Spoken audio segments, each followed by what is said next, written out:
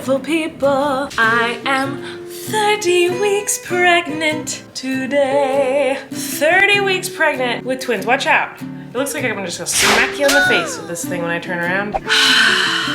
30 weeks pregnant, guys. I cannot believe I am 30 weeks pregnant with twins. I've made it so far. I am incredible. Just kidding. I do feel pretty miraculous though. When I found out I was having twins, guys, I was like, my body's gonna break. And it is breaking, but I'm surviving, and some days are better than others, as you guys have watched. I can't believe I've vlogged every day. Well, every weekday. Anyway, 30 weeks pregnant. Let's look at what these babies are looking like. This is a big deal for me because my doctor said last time I saw her, she was like, just keep them in there till 30 weeks. Once they're 30 weeks, we got it. Well, she would have gotten it. Like, we would have had them all good to go no matter when they came out. But, you know, she was like, if they're 30 weeks, they're gonna be great. Don't you worry. I made it to 30 weeks. Very proud of myself. I got blood work done this morning. More blood work. All I ever do is get needles poked into my body. And then I got hydration today. And now I'm gonna tell you all about my babies. I'm allergic to cats when I'm pregnant, by the way. Sorry, Daisy, did that startle you? So it says, babies are the size of a summer cantaloupe. I don't know what's the difference between a summer cantaloupe and a regular cantaloupe, but that's the size. Really? Baby is the size of a motorcycle helmet? It seems a lot bigger than a cantaloupe. The sizes are so nuts. So every time I'm like so disappointed in these apps. I'm like, you guys can come up with a better system. Really? Your baby is as big as a bunch of broccoli? I feel like broccoli's not very big. I like this one because I love this movie. Your baby is as big as the raccoon hat from Moonrise Kingdom. That is a great movie. Your baby is as big as the Slinky dog from Toy Story. Okay, you know what? I'm disappointed. I just looked up like 30 weeks pregnant with twins to see if I could see like things that's happening with the babies. Their brains are growing. I mean, they're humans. They're fully formed humans. I mean, they have been humans. But now they're like, just everything just gotta grow and get stronger before they come out, essentially. But this is why I think it's not cool, and I know I've done this, but I think it's not cool when we're like, this is what you have to do when you are pregnant, or this is what you have to have. This is a product you must have when you're pregnant. Any person who is pregnant has different needs, and it drives me bananas when people say, if you're pregnant, you need this. And I'm sure I've done it. I'm a total hypocrite. But just reading up on like 30 weeks pregnant with twins, and one of the first things it says is like, sign up for a birth class right now. If you are pregnant, you better get in a birth class. And this is like the first thing, and I've read this multiple times on all my apps and like everything. Birth class made me have an anxiety attack with Flynn. It was not right for me. I did not need a birth class. I knew what I knew from watching videos, from the minimal research I had done. That's what I needed. I did not need to know all the facts and all the information. It overwhelmed me, it freaked me out. And I certainly am not taking a birthing class this time around, especially since it's most likely that I'm gonna have a C-section. We'll see. The point is, all the information is great, but all the advice from people who say you have to do this, you have to do that. If you're pregnant or about to get pregnant or want to get pregnant someday, just know, when people tell you have to do this or that, they're wrong. You have to do what's best for you, and you know in your gut and in your soul, you know what is best for you and for your baby. You do. That is like the best thing I've learned, because there's so many things that everyone's been like, you have to do this when you're pregnant. And those things didn't work for me. And I felt guilty or bad or stupid or wrong. Like I was like, wait, but everyone says I have to do this, but it's freaking me out. Like, no, you do what's right for you and what's best for you. Same thing goes for parenting, by the way, from my experience. And I know that I'm kind of like being a hypocrite right now because I'm saying like, don't let anyone give you advice that I'm giving you advice. But my advice is to not take advice. It's to like listen to advice and be like, that's great information, but I'm gonna do what is best for me. If it resonates with you, go for it. If it doesn't, peace. Like the same thing goes with kids. I hate when people are like, this is the way you have to discipline your children. This is the way to raise children. This is how you have a picky eater or not. This is how you potty train your child. This is how you teach your child their ABCs. This is how you sleep train your child, or whatever the thing is. People say how you have to do it. Every child is so different and every child has different needs. I think it is so annoying when people say like, this is how you have to do it. No, it's not true. Like, do what's best for you and your body and your family and your children. Do what's best for your children. Do what's best for you. Don't listen to all these people telling you what you have to do. I don't have to sign up for a birth class because I know it gives me anxiety attacks. So I'm not going to have a birth class, and I'm gonna do just great. In fact, I have been terrified of a C-section, not because I don't think they're wonderful. I think they're wonderful and awesome, just because I've never done it before. And it's scary, the idea of getting cut open and having babies pulled out of my cut open wound. That's a terrifying thought. I've never done it before, but I know that it's likely. It doesn't mean that vaginal birth is out of the question. That could happen too, but right now it's not seeming very likely. So it has taken me this whole time. I have done minimal research. I've listened to my doctor and what she has explained to me, and I have watched videos of all different types of twin births just to see all different types of scenarios. But I'm not like reading books about C-sections and vaginal births and all the things I should do during labor and blah, blah, blah, because every labor is different, every experience is different. So I'm just kind of like letting it settle in my mind. Since I knew it was twins, I could have a C-section, I could have vaginal birth, we'll see. And today I had a thought for the first time my whole pregnancy. I literally sat down to pee and I thought, it's really likely I'm gonna have a C-section. And I thought to myself, that's kind of cool. Like, how cool would it be if I got to do both? That's kind of cool. I got to experience a vaginal birth with my son, and then with the twins, I get to experience a C-section. I get to experience both. And as someone who likes to talk to people out there who experience birth and pregnancy and motherhood, to have like different perspectives of different kinds of birthing processes, like that's kind of cool. Like, and so like I almost was like excited about it today. I went from 7 months of being terrified of it to today kind of being like, it's kind of cool. Like, it's kind of a cool thought. Like, if that ends up happening, I needed 7 months to process it and let it soak in order to be like, that might be kind of cool. I mean, it still is a little freaky, the unknown, but like, it's kind of, that's kind of badass, guys. If I've done both types of birth, if I've done a vaginal and a C-section, it's kind of cool. I'm not trying to brag. I'm just saying, it might be kind of cool. I'm just trying to look on the bright side, guys. I don't know. I had that thought today and I was excited that I had like a positive thought about it. Anyway, I'm gonna go open, I have a bunch of boxes to open downstairs. So I'm gonna go open those boxes. I think it's mostly baby products. So if that interests you, keep watching. If it doesn't, you do not wanna watch this video. It's gonna be real boring. Since I know the babies might be coming sooner than I thought, I've ordered so many different products. So let's go see what I got. Oh my God, this is so overwhelming. And this isn't everything. This is just what got here today. Let's take a look at all the crap I bought for these babies. I swear, I remember this with Flynn where I was like, how can a little tiny baby need this much stuff? Like, are you serious? Here's another example of people telling you, this is stupid, or you need this, and they're wrong. This is like on one of the lists of like, you don't need this baby product. This is a dumb baby product. You'll never use it. We loved this with Flynn. This is a wipe warmer, and a lot of moms are like, that's a waste of time. You won't use that. That's really stupid. I've heard a lot of moms say it. So that's true for a lot of people. For us, we loved this because diaper changing was horrible with Flynn for months. He screamed when we changed his diaper. The last thing you want to do is like give him a freezing cold wipe on his butt in the middle of the night and like wake him up when he pooped or whatever. And so having the wipes be warm already, I feel like was a big help. The Haka. This is something you put on one boob while you're breastfeeding with the other boob. And since I'm going to be feeding 2 babies with my boobs, I need to get every ounce of milk out that I can. So I have a couple Hakas in here. And I didn't use the Haka with Flynn. I didn't need it. I produced so much. So I have 2 of these. I got one for upstairs, one for downstairs. I got little bows for the baby girl. Because they have a lot of matching outfits. A lot of like neutral outfits are literally just boy clothes. It's really annoying that they don't have any neutral feminine options, but whatever. So I have a lot of bows for her cute little head, or for his, if he's feeling like he wants to wear a bow. You know, we'll ask him. We'll respect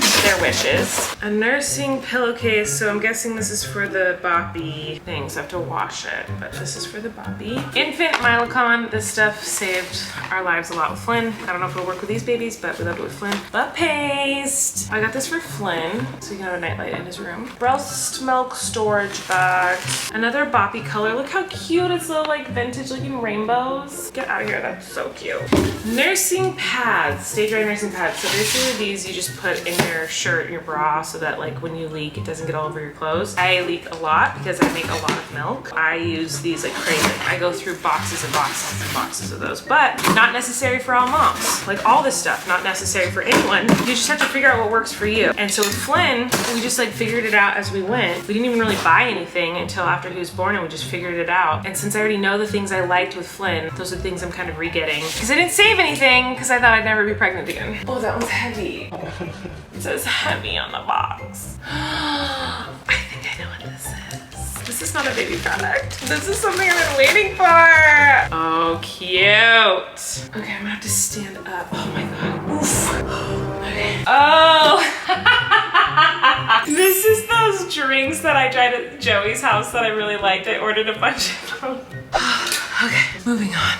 I'm opening up packages. Yeah, that one There's lots of packages. is different. That one is got stuff for my my milks for when the babies come. What's this one say? I don't know. We gotta open it up. Where did you go? I think there's an avalanche. There's an avalanche coming to the truck. An avalanche? Yeah. Avalanche where some dirt would fall into this truck and we had to rescue him. There's an avalanche? Yeah, at the truck, and then I have to rescue him. Oh wow, did you rescue him? I did. Oh good. Yeah, and then I played. You played? Yeah, and the race cars. Oh, and you were race cars? It's really heavy. Daddy, I need some. I gotta go, Daddy. You better call Daddy. Here, maybe you and I can do it together. Let's see. Ready? 1, 2, 3. Daddy, look at this big package. Whoa! It came. It came! It's another package. Another package? Yeah. A package of a package? Yeah. That's kind of crazy, don't you think? Yeah, it was heavy. And then there was a package. And then it was heavy. Then there was a package in it. That's right. That's so crazy. Dad, it's too heavy. Oh. Oh, there's another package? Yeah, let's look at it together. Okay. Oh, we got 2 packages. 2 packages? Yeah, look at this. Oh my. Let's open them and see what's in them. Okay. It's called a Boppy Pillow. Wow. You want me to show you what it does? Yeah. I'll show you, Flynn. So this is called a Boppy. Can you say Boppy? Boppy. I had one when you were a tiny baby. Yeah? Yeah, I'll show you. So what's gonna happen is Mommy's gonna have the babies. When the babies come out of my tummy, I put this on my tummy like this, and I put the baby on the pillow so it can have some milk. Wow. Isn't that cool? Let's open this one first. Okay, good idea. Open this one. Now I have to be a little patient. You do have to be a little patient, but you're doing a great job. What is it? The other one. It's another Boppy, because we have 2 babies. So Daddy can wear one. That's actually why I got 2. Yeah. So that whoever else is feeding a baby at any given time can have one. I also have the twin version of that. I'm gonna go for help. You better call for help? What? Yeah, I'm gonna call for help. Okay. What's happening?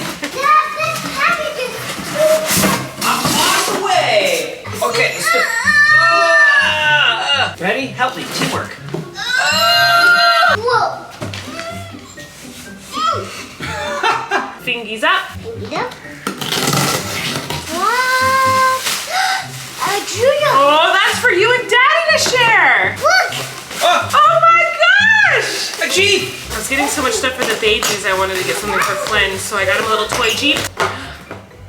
It's a wedge for my tummy to sleep on. So with Flynn, I never needed a wedge. I like the pregnancy pillow, the big one, but I never needed a wedge. And this pregnancy, my stomach literally hurts, like if I'm laying on my side, because it's so heavy, it like pulls and it's so painful. So I got a little wedge for my tum-tum. So this is a swing called the Mamaroo. Again, another product that some moms have been like, this saved my life. And other moms are like, that's trash, it doesn't work at all. For me, we used it a lot with Flynn in the first like couple months and then never used it again. We liked it for a little bit, so I only got 1 even though we're having 2 babies because the babies might not like it. So they're expensive. So we're gonna try it and see if they both like it. Sneeze.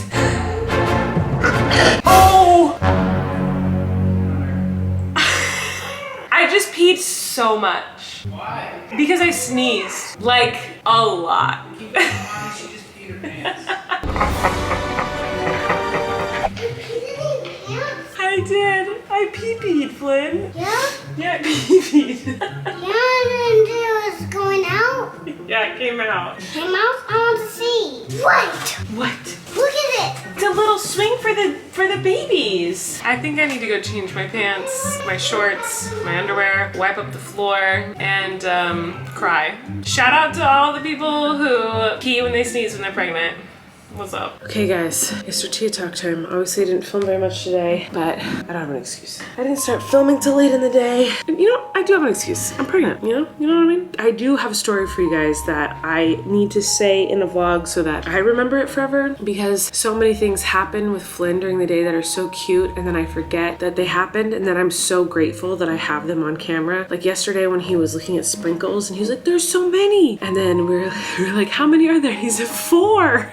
It's like a billion. Like when I watched the vlog, literally the next day, I was like, oh my God, I forgot he said that, and how freaking cute is that? So tonight he did something that was so cute that I didn't get on camera, but I just need it documented. So we're putting Flynn to bed. We were doing nighttime routine, potty and pajamas and, you know, story and all this stuff. And we're in his room. He looks at Eric and he just starts jumping, just jumping and jumping and jumping. Biggest smile on his face. He goes, I'm so happy, I'm so happy, I'm so happy, as he's jumping. Eric, he goes, why are you so happy? And Lynn stops jumping. He goes, because you're here. My eyes filled with tears, and Eric just gave him this big hug. It was the sweetest thing in the world. Like, he was so happy just that he was in the same room as his daddy. Like, it was like the sweetest thing in the whole world. I was like, oh my God. And he does stuff like that every day that just like shatters your heart, because he's just such an angel. He's so sweet. So I had to tell that story. All right, guys, I am gonna go to bed. I have physical therapy in the morning. Then I have a phone consultation with a chef. A bunch of you guys were like, Colleen, get a chef. When I was telling you about my new dietary restrictions, it's really hard for me to find food that I like to eat, that I want to eat. And so I do cheat sometimes because I just really want food that tastes good, because I'm not used to living a life where you eat food just to nourish your body and not because you want it to taste good. Like, food for me has always been like, I want to eat when I want to eat something that tastes good, not like I want to eat because my body needs fuel. It's really hard to switch my brain to that concept of like, no, you don't eat food because it's good. You eat it because you have to survive.